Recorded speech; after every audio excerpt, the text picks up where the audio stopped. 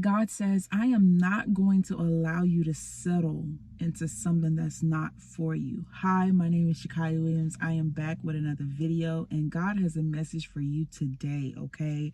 He says, I am not going to allow you to settle, okay? No matter how much you want to do it and you tired of waiting and, seem like things aren't moving on your behalf, but God says, I'm not going to allow you to settle, okay? Before you give up on love, okay, I'm going to make sure that I bring you the thing that you're praying for, okay? And so the other night I was laying down and I was like, you know what, Lord?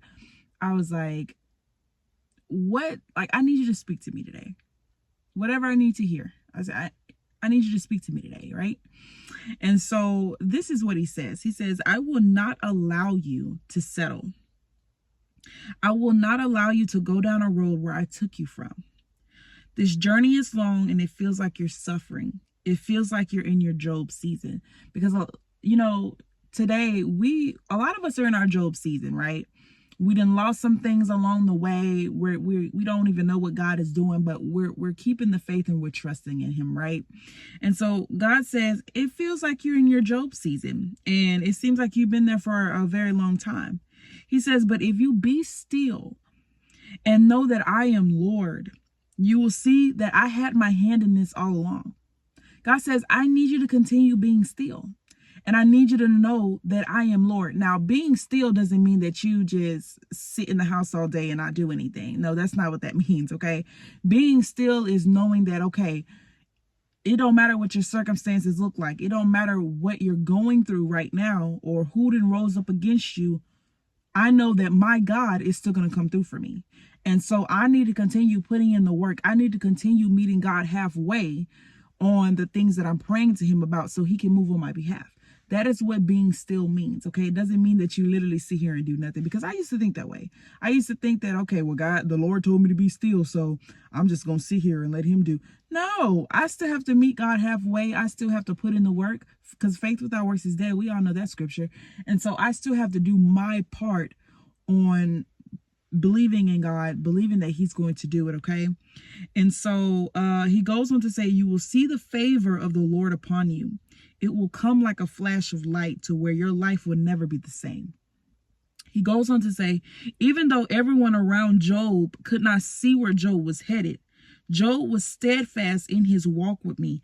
Job was steadfast in his faith and belief in me. He said, a lot of you guys, you're in your Job season.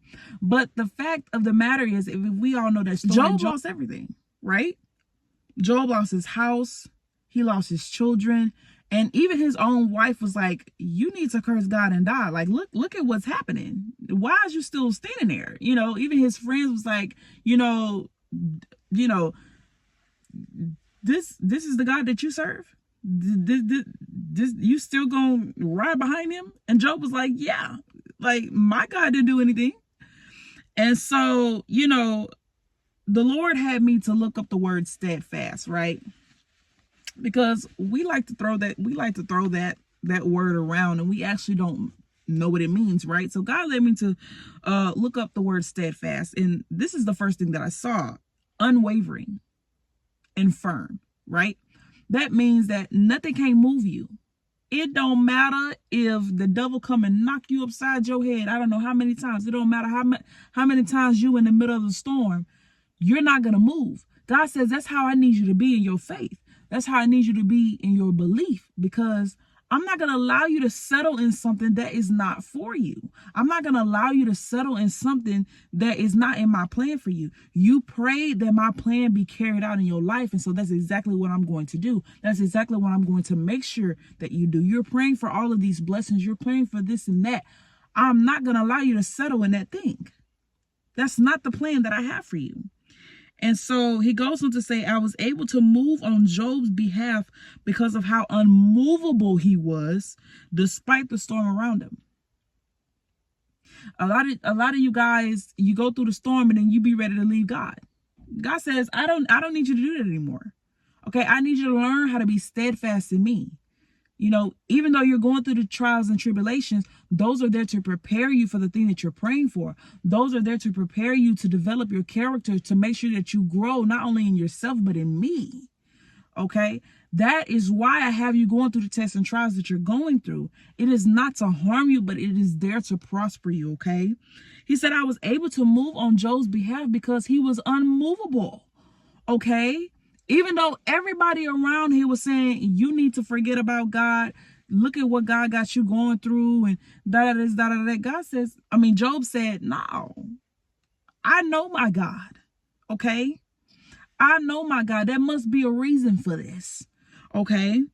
And so God, he continues to tell me, he was like, I never said I would remove the storm, but I am going to help you through it.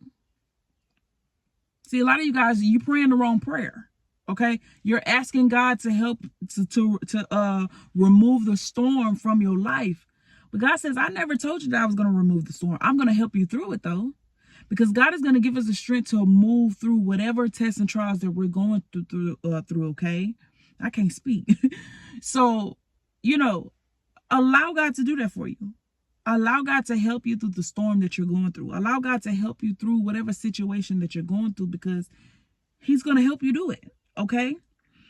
And so, and listen to this next part. This part is important. He says the answer, okay, the answer that you're looking for, the confirmation that you're looking for is in the middle of the storm, okay? And I'm going to tell you what he means by that, okay? And so he during while he was talking to me, right, he led me to the scripture Mark 4:35, okay? And it says, that day when the evening came, he said to his disciples, let us go over to the other side. Leaving the crowd behind, they took him along just as he was in the boat. And there was also other boats with him. A furious squall came up and the waves broke over the boat, meaning it was a storm that came. And so it was nearly swamped. Jesus was in the stern, sleeping on a cushion. The disciples woke him up and said to him, Teacher, don't you care if we drown? He got up, rebuked the wind, and said to the waves, Quiet, be still. And then the wind died down and it was completely calm. He said to his disciples, Why are you so afraid? Do you still have no faith? They were terrified and asked each other, Who is this? Even the wind and the waves obeyed him. God says, I'm going to give you enough power. Matter of fact, you already have enough power. I have already given you the power to calm the storm down in your life. Whatever your storm looks like, everybody got a different storm going on in their life. Everybody got a different thing that they're facing in their life. God says, I've already given you the strength. I've already given you the power to calm the storm down in your life. You have the power to say, be still. Okay. And the waves have to listen to you. The chaos in your life, the storm in your life has to listen to you. Okay. And so God is saying the answer is in the middle of your storm. You don't notice that the storm didn't get crazy until they were in the middle of it. If you read that story, you don't notice that they already went to the other side. Jesus said, okay, let's go to the other side. And so when they went to the other side, it wasn't until they was in the middle of the storm that everything started happening. It wasn't until Jesus was asleep. He was asleep. Can you imagine that? Sleep in the middle of the, now I don't know if it's an actual storm, but this Bible is here to help you fit your situation into whatever it needs to be fitted in. Okay. And so whatever your storm looked like. And so Jesus was knocked out. Jesus was not worried. The disciples had to come and wake him up. And he says, he went over there, he quieted the storm, and, he did what he needed to do. It only took 3 seconds. It only took 3 seconds. And so, God is saying, all you got to do is just take 3 seconds. All you got to do is just take 10 seconds. And speak to your situation. Speak to your finances. Speak to your relationship. Speak to your house. Speak to that new car that you want. And watch how he moves. Watch how that storm and that situation has to obey what you have said. Because I learned something Sunday, right? We are the managers of the earth, okay? God created the earth. He's the owner of the earth, but he put us in the earth to manage it, okay?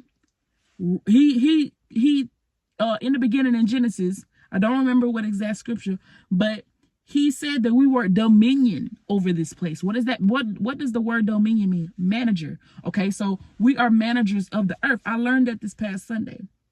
Okay, and so we have to manage what God has given us. Okay, we have to manage our finances. We have to manage our relationship. We have to manage ourselves in what we're doing and pouring into ourselves. We have ruler over everything. Okay, and so we have to make sure that we take care of it. And so our situation and our storm has to listen to what we have to say. The universe has to obey what we have to say. Okay, and so God is not going to allow you to settle. Okay, he's not going to allow you to settle on anything. Okay, he loves you too much for that. Okay, no matter how much you want to, and no matter how much your flesh be acting up, you know, God is not going to allow you to settle. He's going to make sure that you get the very best. Okay, you get the very best. You came to the Father and you asked him to give you the very best, and that's exactly what he's going to do for you. Okay, and so that was all that I have for you guys on today. I really hope this word encouraged you some way, somehow, to just go after what you want in life, man. Go after what you want. And so I will see you guys in the next video.